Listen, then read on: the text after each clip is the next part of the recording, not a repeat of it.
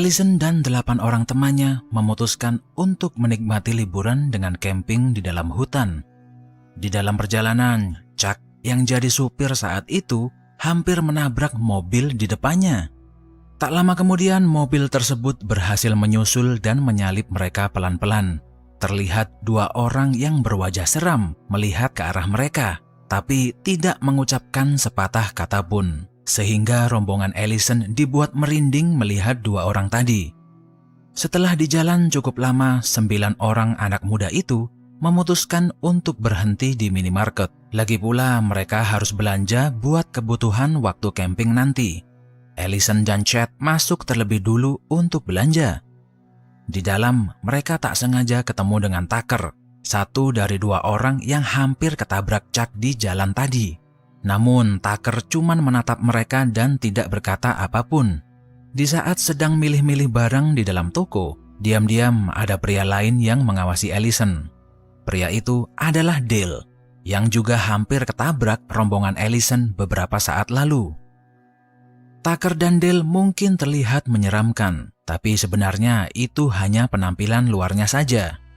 Dale masih melihat ke arah Allison dari kejauhan. Sebenarnya dia hanya ingin kenalan, tapi dia tidak percaya diri dengan penampilannya.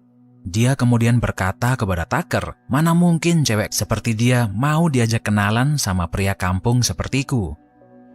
Sebagai teman yang baik, Tucker mengingatkan Dale untuk lebih percaya diri. Dia memberi tips kepada Dale supaya sering tersenyum waktu ngobrol dengan seorang wanita. Setelah mengumpulkan keberanian, Dale nekat mendekati Allison. Tapi karena nervous, dia lupa kalau sedang membawa sabit pemotong rumput di tangannya. Dale kemudian bertanya, "Apakah kalian mau camping di hutan malam ini?" Kemudian tersenyum dan tertawa. Melihat Dale yang ketawa-ketawa kayak psikopat sambil membawa sabit, Allison dan rombongannya jelas lari ketakutan. Sebenarnya mereka berdua ini sedang dalam perjalanan untuk merenovasi rumah kabin yang baru dibelinya.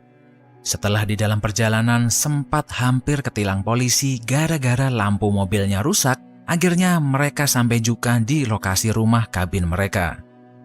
Setelah masuk rumah kayu itu, dalamnya berantakan, debu di mana-mana dan banyak sarang laba-laba.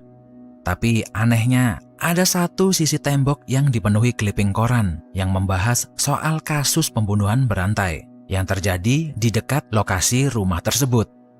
Sewaktu mengecek kondisi rumah, Tucker hampir mati konyol gara-gara ada tiang penyangga yang patah. Untungnya dia diselamatkan oleh Dale.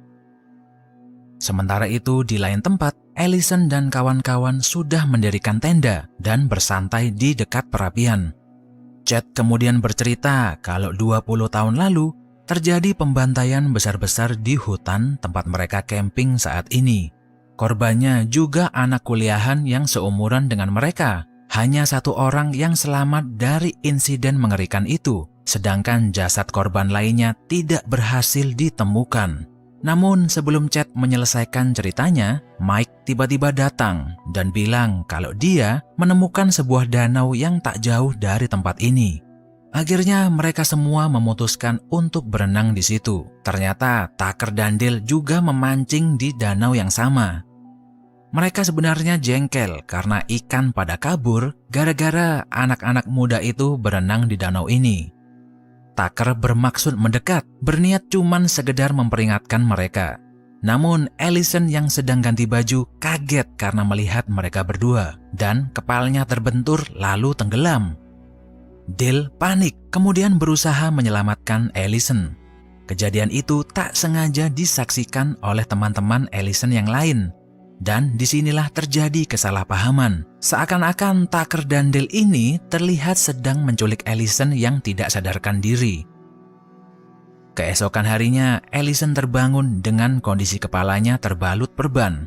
Dia panik karena tiba-tiba berada di rumah yang kondisinya sangat suram. Dale kemudian masuk ke kamar dengan membawa sepiring makanan, tapi malah mengejutkan Allison. Dale minta maaf karena membawa Allison ke rumah itu. Kemudian bercerita kalau semalam Allison mengalami insiden dan teman-temannya yang lain malah melarikan diri. Jadi dia dan Tucker tidak punya pilihan selain harus menyelamatkannya lalu membawanya ke rumah. Allison sedikit lega mendengar cerita Dale, karena dia dan teman-temannya sempat mengira kalau mereka berdua ini adalah orang jahat. Chad dan 7 orang lainnya berhasil menemukan kabin milik Tucker dan Dale. Dia menanyai Chuck soal kejadian semalam. Masalahnya Chuck semalam dalam kondisi mabuk. Lalu dia berkata kalau sepertinya ada orang yang memakan Allison hidup-hidup. Padahal yang sebenarnya terjadi saat itu Dale berusaha melakukan pernapasan buatan untuk menyelamatkan Allison yang tenggelam.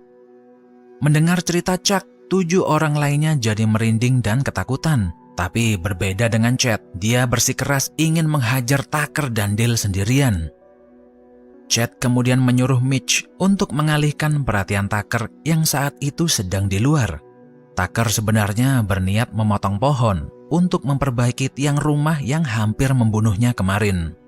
Tapi tak disengaja gergaji mesinnya memotong sarang tawon yang berada di dalam pohon tersebut. Otomatis dia berlari karena dikejar sekumpulan tawon. Melihat Tucker yang tiba-tiba berteriak dan berlarian membawa gergaji mesin, ke-8 anak muda itu kabur kemana-mana. Mitch lari ke dalam hutan sendirian, mengira kalau Tucker mengejar dia. Setelah disalib, dia baru sadar kalau Tucker ini lari karena dikejar tawon.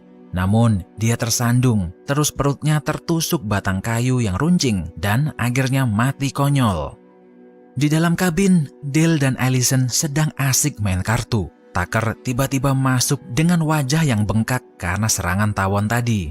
Dia berkata kepada Allison, "Aku tadi melihat teman-temanmu di luar, tapi mereka juga lari karena dikejar tawon." Sementara itu, Chad dan 6 orang lainnya menemukan jasad Mitch dengan kondisi yang mengenaskan. Mereka mengira kalau Tuckerlah pelakunya. Sesaat kemudian, mereka menemukan sebuah pesan yang diukir di batang kayu yang bertuliskan, "Teman kalian bersama kami." Sementara itu, Tucker dan Dale melanjutkan pekerjaan mereka. Allison kemudian keluar berniat membantu Dale untuk menggali tanah.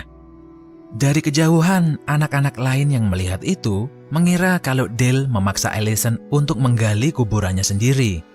Akhirnya mereka satu persatu berusaha menyerbu Tucker dan Dale. Dari kejauhan, ada anak yang berlari ke arah Dale sambil membawa tombak kayu. Tapi dia tersandung dan malah kena tusuk sendiri. Allison berusaha memperingatkan Dale, tapi dia nggak sengaja kena pukul sekop yang dibawa Dale.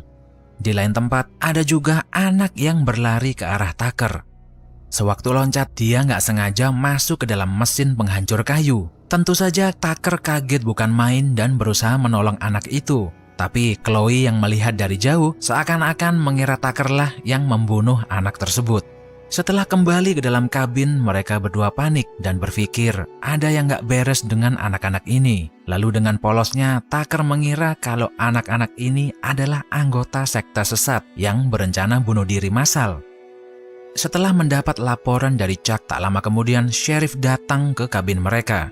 Tucker menjelaskan kalau anak-anak ini anggota sekte sesat dan mereka bunuh diri massal di dalam hutan itu. Sheriff kemudian masuk ke kabin dan memeriksa kondisi Allison yang pingsan gara-gara kena pukulan sekop Dale. Namun sewaktu mau ngobrol, dia nggak sengaja bersandar di tiang rumah yang rusak. Akibatnya kepalanya tertusuk papan yang dipenuhi paku. Jadi semua anak yang ada di dalam mobil makin salah paham, mengira kalau Sheriff dibunuh oleh Tucker dan Dale.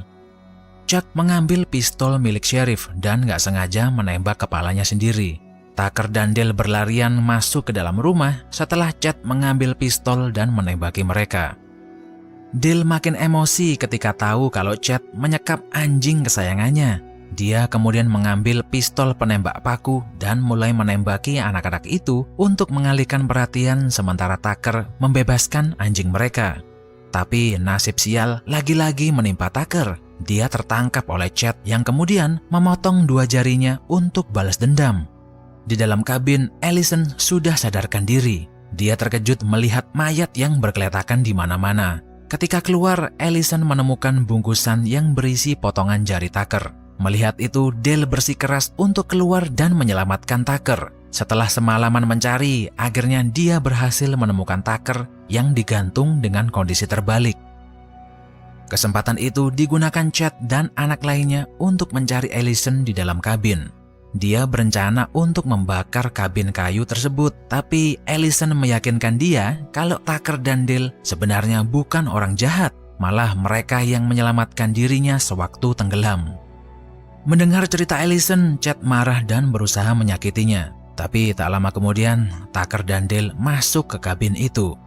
Allison meminta mereka semua untuk duduk dan saling mengeluarkan isi hati. Chad lalu curhat kalau sebenarnya ayahnya menjadi salah satu korban pembantaian massal yang terjadi di hutan ini.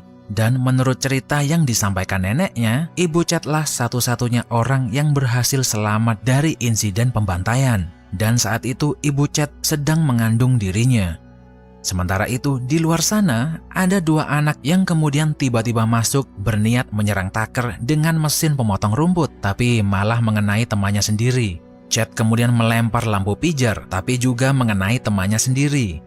Melihat kekacauan ini, dengan bodohnya Chloe malah santai menyalakan rokok. Dia nggak sadar kalau di sebelahnya ada tumpukan galon bahan bakar.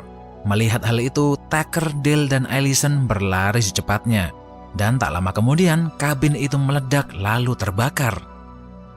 Pada awalnya mereka mengira kalau semua ini sudah selesai, tapi ternyata Chad selamat dan masih hidup dengan kondisi wajahnya terbakar separuh. Mereka bertiga ketakutan dan melarikan diri dengan mobil. Namun karena kondisi malam yang gelap dan lampu di mobil tersebut rusak, mereka akhirnya menabrak sebuah pohon. Setelah sadarkan diri, Allison sudah menghilang. Dan Tucker tergeletak di bawah pohon tak jauh dari situ. Dia berkata kalau Chad mengambil Allison dan membawanya pergi entah kemana. Tucker menyuruh Dale untuk meninggalkannya dan secepat mungkin mencari Allison. Dengan bantuan indera penciuman anjingnya, Dale bisa mengetahui keberadaan Allison. Ternyata Chad menyekap dan mengikat Allison di dalam fasilitas pemotongan kayu. Di saat berusaha menyelamatkan Allison, Chad menyerang Dale dari belakang. Tapi untungnya dia bisa mengcounter serangan dan menyelamatkan Allison. Mereka berdua bersembunyi di lantai paling atas fasilitas itu dan tak sengaja menemukan sebuah koran lama. Di situ tertulis kalau pembunuh yang melakukan pembantaian 20 tahun lalu sudah tertangkap.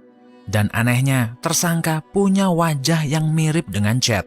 Allison kemudian ingat cerita Chad kalau ibunya sedang hamil sewaktu insiden ini terjadi dan jasad ayahnya tidak berhasil ditemukan. Akhirnya kebenaran terkuak kalau si pembunuh ternyata memperkosa ibu Chad sampai hamil, sedangkan ayah Chad itu nggak nyata karena neneknya mengarang cerita untuk menutupi fakta sebenarnya.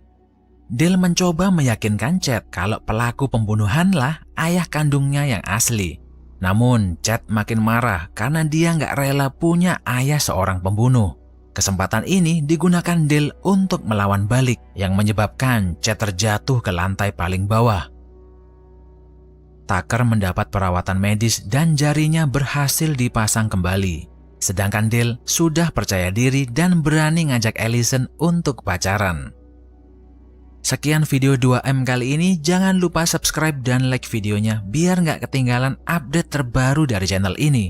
Sampai jumpa di video berikutnya.